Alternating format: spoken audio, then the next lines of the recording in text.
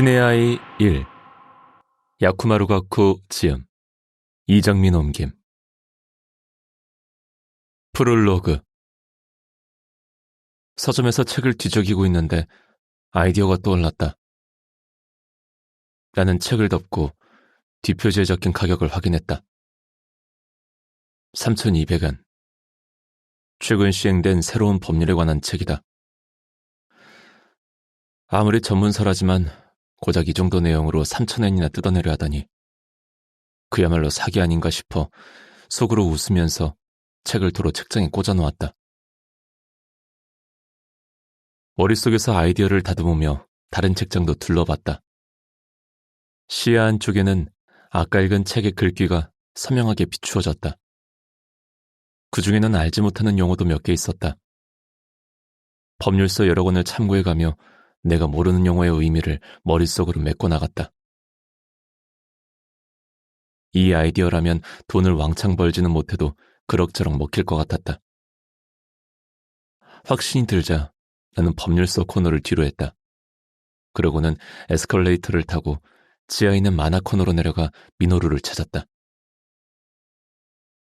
미노루는 책장 앞에 책상 다리로 앉아 만화책을 보고 있었다. 실실 웃으면서 책장을 넘기는 미노루에게 말을 걸었다. 미노루, 가자.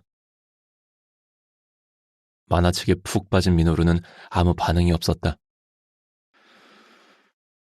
그렇게 재미있는 만화책인가? 해벌레한 표정의 미노루가 침이 잔뜩 묻은 손가락으로 페이지를 넘겼다. 그 모습이 이상하게 보였는지 한 손님이 멀찌감치 서서 미노루를 구경하고 있었다. 키 180cm에 몸무게 100kg이 넘는 체격은 나보다 훨씬 훌륭하지만 미노루의 머릿속은 여전히 어린아이다. 손님, 비닐을 함부로 뜯으시면 곤란합니다. 점원이 다가와 미노루에게 주의를 주었다. 이 서점에서는 계산 전에 읽지 못하도록 만화책에 비닐 포장이 되어 있다. 그러나 미노루가 그 의미를 이해했을 리가 없다. 미노루가 뜯은 비닐이 바닥 여기저기에 흩어져 있었다. 점원에게 혼이 나자 미노루가 불안한 듯 주위를 두리번거렸다. 이루시짱. 나를 발견하더니 울상하라고 도움을 청해왔다. 나는 한숨을 내쉬고 미노루를 향해 걸어갔다. 미안하게 됐군. 비닐을 뜯은 책은 계산하도록 하지. 점원은 불쾌한 얼굴로 미노루를 보면서도 납득한 모양이었다. 나는 미노루가 보고 있던 만화책과 이미 비닐을 뜯은 채 내버려둔 만화책을 들고 점원과 함께 계산대로 향했다. 그렇게 재밌었어? 서점에서 나온 뒤 나는 미노루에게 물었다. 미노루가 만화책이 된 쇼핑백을 소중히 끌어안으며 고개를 끄덕였다. 뭐가 재밌는데? 꼼이 버둥거리는 거. 무슨 소린지 모르겠다. 물어본 내가 바보였다. 이케부쿠로에 있는 대형 서점에서 조시가의 방면으로 걷는 도중 노면 전차인 노덴 아라카와선이 지나가는 것이 보였다. 조시가야역에서 2분 거리에 있는 6층짜리 아파트가 내 직장이다. 나는 아파트 공동 현관에서 인터폰을 눌렀다. 네. 인터폰에서 무뚝뚝한 목소리가 들어왔다. 나다. 아, 오셨습니까? 상대의 대답이 있고서 바로 유리문 열렸다. 엘리베이터를 타고 6층으로 올라가 사무실 현관문을 열었더니 10켤레쯤 되는 신발이 삐뚤빼뚤 놓여 있었다. 나는 그것들을 밟으면서 신발을 벗고 복도를 지났다. 거실 문을 열자 남자들의 목소리가 들리고 후텁지근한 열기가 훅 끼쳐왔다. 다다미 15장 크기의 거실에는 소파 세트와 사무용 책상 4개가 놓여 있다. 마주 앉은 남자들이 책상에 놓인 문서를 보면서 휴대전화로 통화를 하고 있었다. 불법 사이트에서 모집한 허접한 녀석들이 내가 쓴 시나리오를 바탕으로 열연 중이다. 아, 중역께서 이제 출근하셨군. 소파에 앉아서 녀석들의 연기를 감독하고 있던 다태가 말했다. 자료 수집하고 오는 길이다. 나는 다태를 흘끗 보고 대꾸한 뒤 냉장고에서 우유를 꺼내 유리잔에 따랐다. 옆방에서 욕설과 고함 소리가 새어나왔다. 여기 거실에 있는 남자들은 경찰관이나 변호사 등을 연기하며 상대방에게 돈을 입금하게 하지만 옆방은 만남 사이트 같은 곳에 접속한 호구에게 공갈을 놓는다. 각 방마다 벽에 방음제를 붙였는데도 목소리가 약간은 새어나왔다. 민호루가 냉장고에서 요구르트 2개를 꺼내서 다가왔다. 마개를 벗겨달라고 조르기 위해서다. 너 어제 뉴스 봤냐? 그 말에 나는 다태에게 시선을 돌렸다.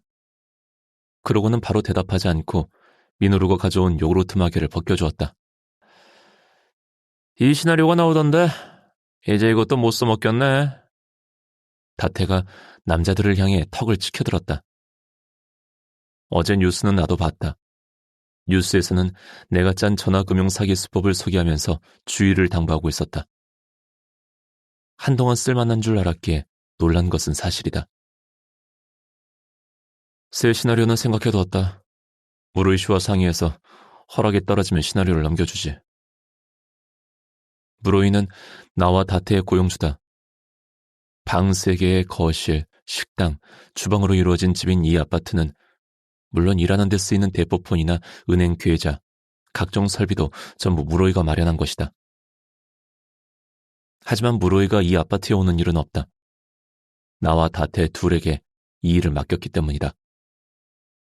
다태의 역할은 불법 사이트에서 동료를 모집하고 그들에게 일을 지시하는 이른바 행동대장이다. 내 역할은 주로 사기 계획을 구상해서 시나리오를 쓰는 것이다.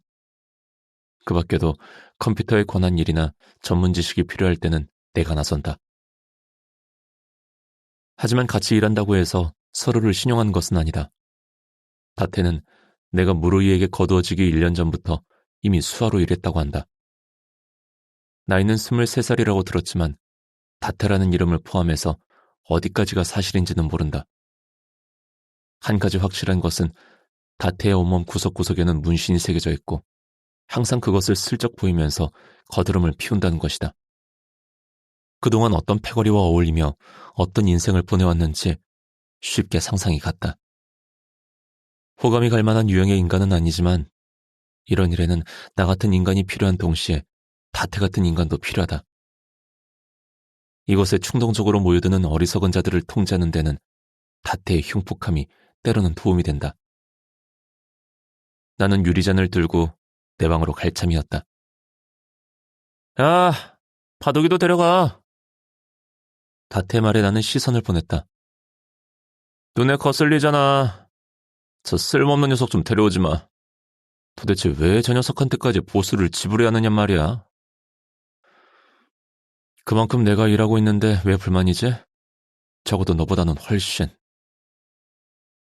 네 대답에 다태의 입 언저리가 딱딱하게 굳었다.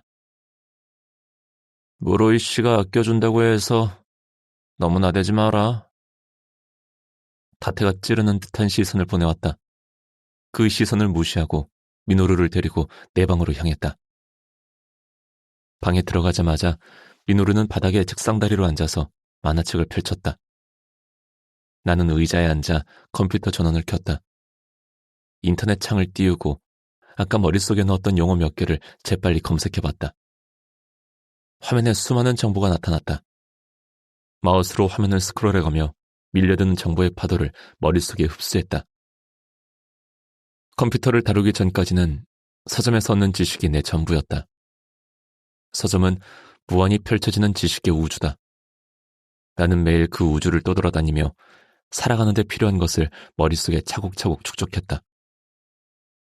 물론 지금껏 나 자신을 위해 돈을 내고 책을 구입한 적은 없다. 서서 읽는 것만으로 충분했다. 하지만 서점에서 정보를 머릿속에 넣으려면 나름대로 시간이 걸렸다.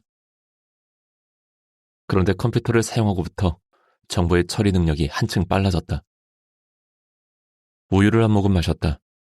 워드 프로그램을 실행하고 새 시나리오를 작성하기 위해 키보드를 두드렸다.